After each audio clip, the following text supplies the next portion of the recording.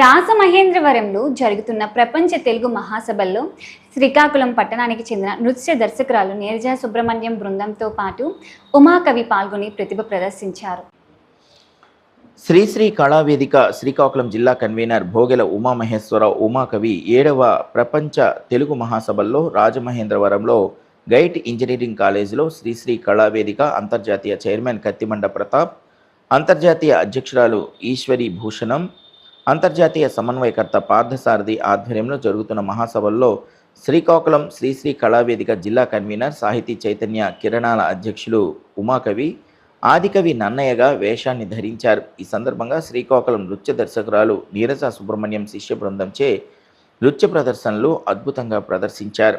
ఈ సందర్భంగా 20 మంది శిష్య బృందంచే నృత్య ప్రదర్శనలు చేస్తూ నన్నయ్యగా వేషాన్ని ధరించిన ఉమాకవి వీక్షకులను అలరించారు.